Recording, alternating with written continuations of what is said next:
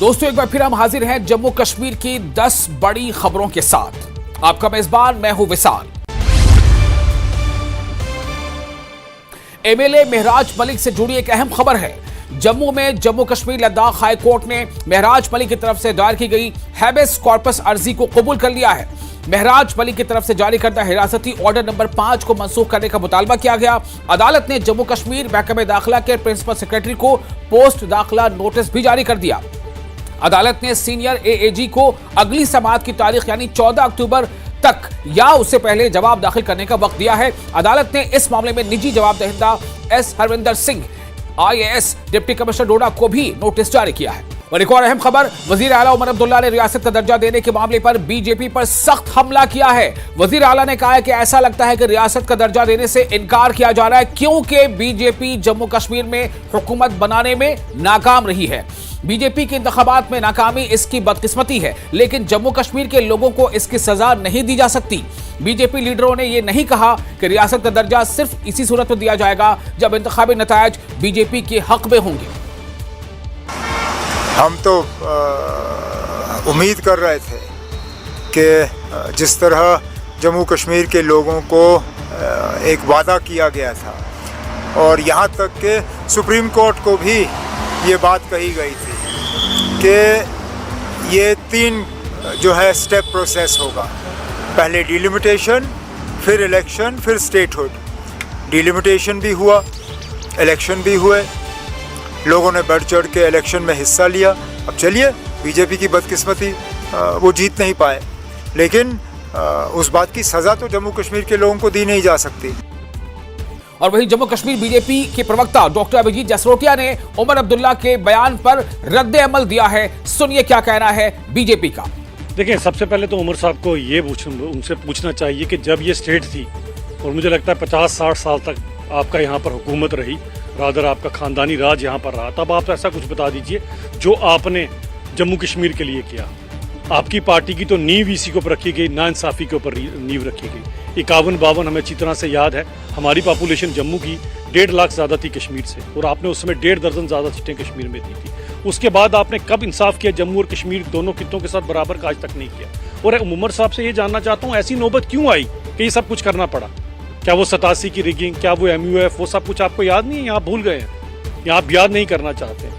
उन सब के बाद जो कत्लो गारत का सिलसिला यहाँ पर शुरू हुआ, जिसे थमने में इतने साल लग गए कि 5 अगस्त 2019 के बाद ही वो चीज़ें यहाँ पर सुधर। अगर ये कुछ ना होता तो उमर साहब आपको ये काम तो बता दीजिए जो एज ए स्टेट आपने लोगों के लिए अच्छा किया हो। तो मुझे लगता है कि जिस चीज़ का लोगों से वादा माननीय प्रधानमंत्री जी ने और माननीय गृह मंत्री जी ने किया है, उसके ऊपर उमर साहब को शक नहीं करना चाहिए। और अब एक अहम खबर आपको दे रहे हैं लद्दाख से जुड़ी, क्योंकि ये खबर काफी अहम है। जी हाँ, एक दिन पहले की बात है कि लेह में लद्दाख को मुकम्मल रियासत का दर्जा देने के लिए पुरतशद्दुद मुजाहिरे फूट पड़े। मुश्तइल मुजाहिरीन ने लेह हिल काउंसिल के दफ्तर पर पथराव किया। उन्होंने बीजेपी के एक दफ्तर को भी आग लगा दी और सीआरपीएफ की एक गाड़ी और कई दीगर गाड़ियों को भी नजरआतिश कर दिया। ये तलबा सामाजिक कारकुन सोनम वांगचुक की हिमायत में एहतजाज कर रहे थे, जो गुज़िश्ता 14 दिनों से भूख हड़ताल पर थे।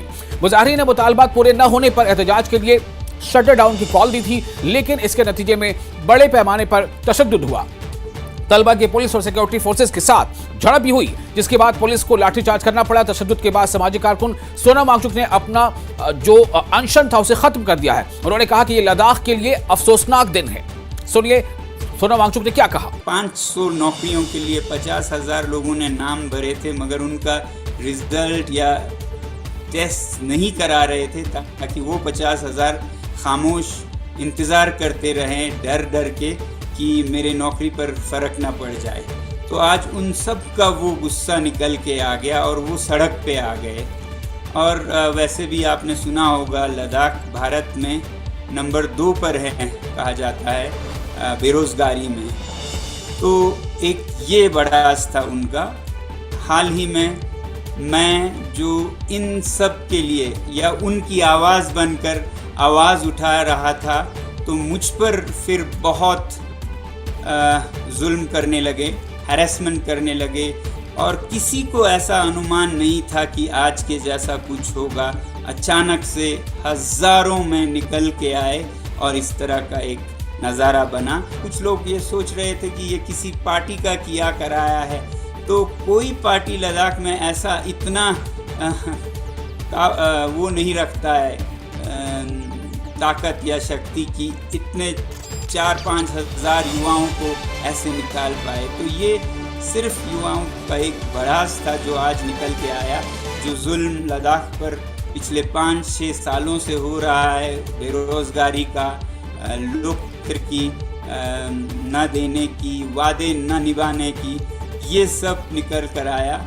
और जम्मू कश्मीर के वज़ीर आला उमर अब्दुल्ला ने एक्स पर एक पोस्ट में कहा कि लद्दाख को रियासत का दर्जा देने का वादा भी नहीं किया गया था। उन्होंने 2019 में यूनियन टेरिटरी का दर्जा देने का जश्न मनाया और अब वो अपने आप को धोखाधही और नाराज महसूस कर रहे हैं। अब जरा तसव्वुर करें कि जम्मू कश्मीर में जब हम जमहूरी, पुरअमन और जिम्मेदाराना मुतालबात करते हैं तो रियासत का वादा पूरा न होने पर हम किस कदर धोखाधही और मायूसी का शिकार हैं। राज्यसभा की 4 नशिस्तों के ज़िमनी इंतखाबात के ऐलान पर कांग्रेस के तर्जुमान रविंद्र शर्मा ने कहा कि यह फैसला देर से लिया गया लेकिन ये दुरुस्त कदम है। उन्होंने कहा कि राज्यसभा में गुज़िश्ता तकरीबन 1 साल से कोई नुमाइंदगी नहीं है। रविंद्र शर्मा ने कहा कि कांग्रेस नेशनल कॉन्फ्रेंस के साथ इत्तेहाद में है और इत्तेहाद की क़यादत इस मामले पर बात करेगी और मुनासिब फैसला करेगी। हम समझते हैं कि ये सही फैसला है, हालांकि देरी से लिया गया फैसला है। पिछले 1 साल से करीब असेंबली का चुनाव हो चुका था, असेंबली के नुमाइंदे इलेक्टोरल कॉलेज था। 1 साल के लिए जम्मू कश्मीर राज्यसभा में नुमाइंदगी के बगैर रहा, कोई वजह नहीं, लेकिन देर आए दुरुस्त आए। अब इस पर हमारी क़यादत जो है वो बैठेगी, सलाह मशवरा करेगी, उसका एग्जामिन करेगी और सही फैसला लेंगे। आपको पता है कि कांग्रेस और नेशनल कॉन्फ्रेंस कोalition में है। रियासी डिस्ट्रिक्ट अस्पताल में डॉक्टरों की शदीद कमी और मेडिकल कॉलेज का दर्जा दिए जाने का मुतालबा करते हुए नौजवानों का एहतजाज 6ठे दिन भी जारी रहा। मुजाहिरीन ने सेहत खदमात की खराब हालत पर वजीर आला उमर अब्दुल्ला और वजीर सेहत सकीना आयतू से शदीद नाराजगी का इजहार किया। अस्पताल में करोड़ों की मशीनें हैं लेकिन इनको चलाने के लिए माहिर डॉक्टरों की कमी है। अस्पताल इंतजामिया ने भी कमी का एतराफ किया है। डायरेक्टर हेल्थ सर्विसेज ने हाल ही में दौरा किया और नौजवानों को फौरी हल की यकीन दहानी कराई है। जब सामने बिल्डिंग जो इतनी बड़ी इमारत बनी हुई है जी, आप देख सकते हैं। और इस हम प्रोटेस्ट किस चीज़ का कर रहे हैं? डॉक्टरों का। लोग हॉस्पिटल के लिए करते हैं और हम डॉक्टर के लिए कर रहे हैं। करोड़ों की मशीनरी इन्होंने अंदर रखी हुई है लेकिन उसको चलाने के लिए रियासी में डॉक्टर नहीं है। कहाँ सोई है जी आज एनसी सरकार? सकीना आयतू मैडम कहाँ है? जो इनका सिर्फ नाम सुना है, इन्होंने कभी रियासी डिस्ट्रिक्ट का आज तक मुझे लगता दौरा नहीं किया। अगर दौरा किया होता तो जी आम जनता जो आज सड़कों पर उतरी हुई है, कम से कम इन लोगों का तो लिहाज करो यार। इन लोगों ने भी आपको वोट दिए हुए हैं। उधमपुर के सरोली इलाके के बनत गांव में एक पुल शदीद बारिश की वजह से गिर गया। ये तवी नदी पर बनाया गया था। ये पुल 20 से ज्यादा देहातों को 10 पंचायतों को जोड़ता है। पुल के गिरने से लोगों को काफी परेशानियों का सामना है। लोगों ने इंतजामिया से पुल की दोबारा तामीर का मुतालबा किया है। पुल हमारा टूट गया, वो बारिश हुई थी ना, उसके पानी के प्रेशर से हमारा पुल पूरा टूट गया है। तो उसके कारण हमें बड़ी मुश्किल हो रही है। स्कूल आने और जाने की बड़ी दिक्कत है। लोगों के कंधे पे बिठा के हमें उस पार जाना पड़ता है। यही हमारा जल्दी से जल्दी पुल हमारा लगवाएं, जल्दी से जल्दी एडमिनिस्ट्रेशन ये हमारा पुल लगवाएं। 15-16 इतने जाते हैं स्टूडेंट्स, कॉलेज के बच्चे भी हैं। राजौरी में यानी कि BSF की 61वीं बटालियन के जरिए स्कूली बच्चों के खून के नमूने लिए गए ताकि बच्चे किसी बीमारी का शिकार न हो। बदलते मौसम के साथ साथ ये खतरा भी है कि बच्चे किसी बीमारी का शिकार हो सकते हैं, इसीलिए BSF की टीम ने इन दिनों ये काम शुरू कर दिया है। पुलवामा के वहीबाग इलाके में रोबशे नाला पुल के पर एक हिस्से को नुकसान पहुंचा है। ट्रैफिक में खलल पड़ा और कई देहातों से राब्ता मुनक़ता हो गया। दरियासना राजपुरा के MLA गुलाम महउद्दीन मीर ने R&B हुकाम के साथ पुल की हालत का मुआयना किया। उन्होंने कहा कि पुल के मुतबादिल के तौर पर जल्द ही एक आर्जी डायवर्जन बनाया जाएगा जिससे लोगों को किसी किस्म की तकलीफ का सामना न करना पड़े।